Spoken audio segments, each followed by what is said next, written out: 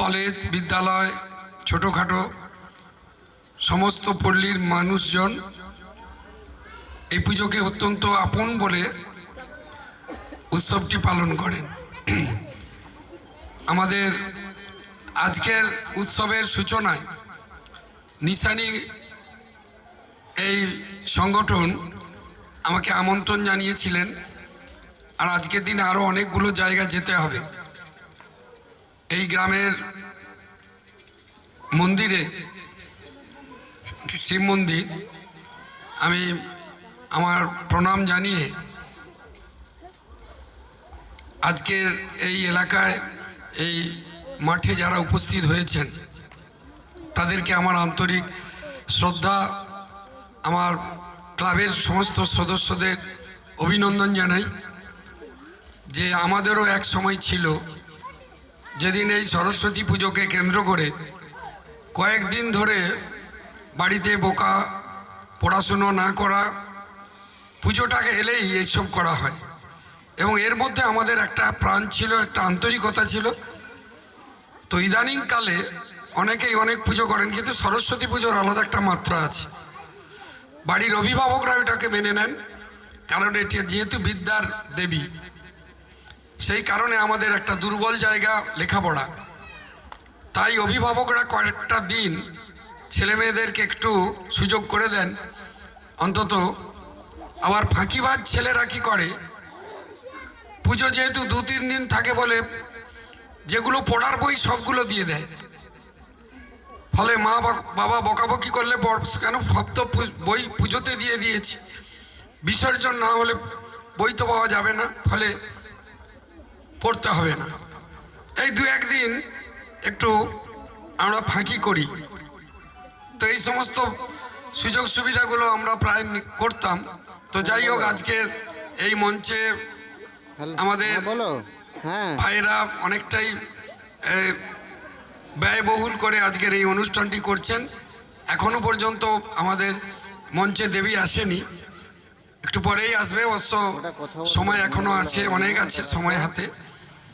তো আমি অনুরোধ করব যে আপনারা এখানে অনেকেই মায়েরা বিশেষ করে উপস্থিত হয়েছেন, বোনেরাও আছেন, সকলকে অনুরোধ করব যে সরস্বতী পুজোটা উৎসবকে কেন্দ্র করে ক্রীড়া সাংস্কৃতিক উৎসব আছে, সেগুলো আপনারা নিশ্চয়ই আনন্দ উপভোগ করবেন।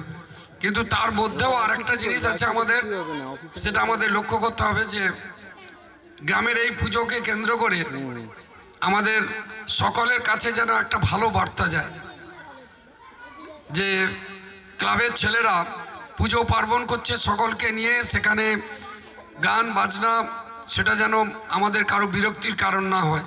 অনেক বয়স্ক মানুষ থাকেন, আমরা বক্সগুলো বাজাই যখন, তখন কিন্তু তাদের খুব কষ্ট হয়, কিছু বলতে পারে না। আমাদের কাছে অনেক অনেক অভিযোগ আছে। ফলে আমি সকলকে অনুরোধ করব যে বক্সগুলো রাত্রে বা দিনের বেলাতে বেশি জোরে বাজাবেন না। আনন্দ তো নিজেদের মধ্যে, আনন্দ তো সকলকে দেওয়ার জন্য, কিন্তু যেটা করলে পর মানুষ অসহ্য করে বিরক্ত হয়, সেগুলো না করলেই ভালো। তো নিশ্চয়ই করবেন আপনারা।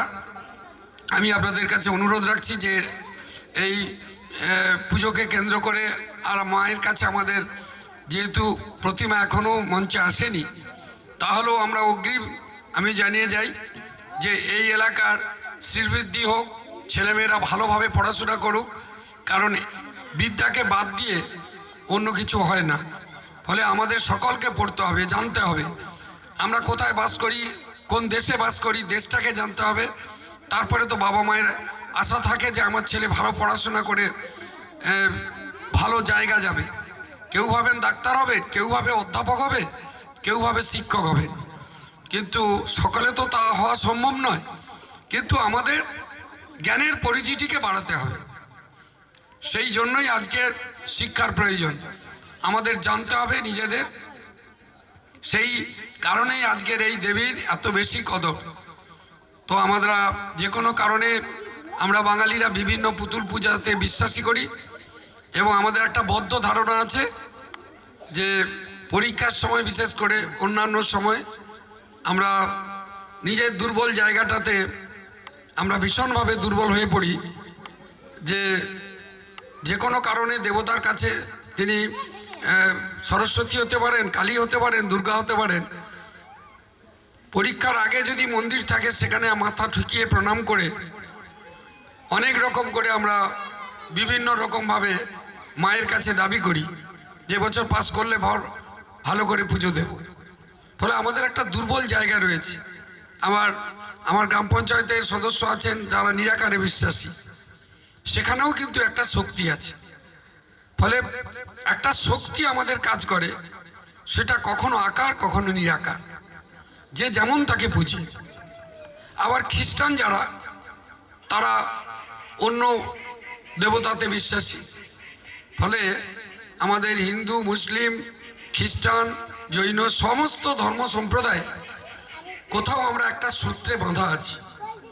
আর গ্রাম বাংলায় আমরা সকলকে নিয়ে সম্প্রীতির উৎসব, সরস্বতী উৎসব মানে সম্প্রীতির উৎসব।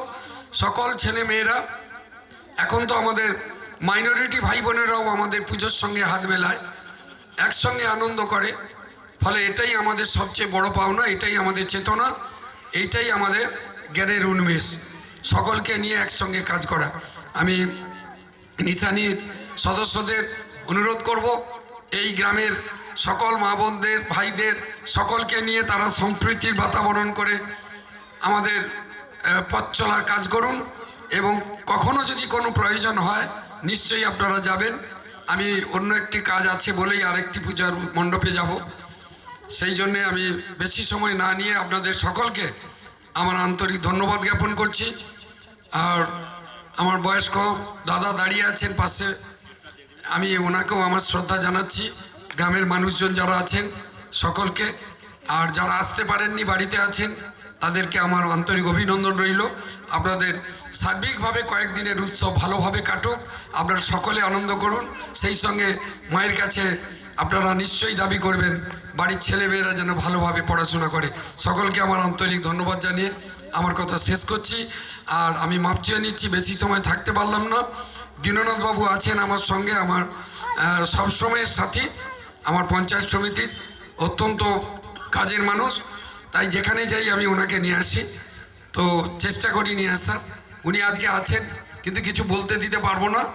আমি ওনার হয়ে আপনাদের সকলকে ধন্যবাদ জানাচ্ছি যে আজকের এই মন্দিরে, এই প্রাঙ্গণে আপনাদের আতিথেয়তা, আপনাদের আন্তরিকতা আমাকে স্পর্শ করেছে, সেজন্য আমি গর্বিত। আপনাদের সকলকে ধন্যবাদ জানিয়ে আমার কথা শেষ করছি। নমস্কার।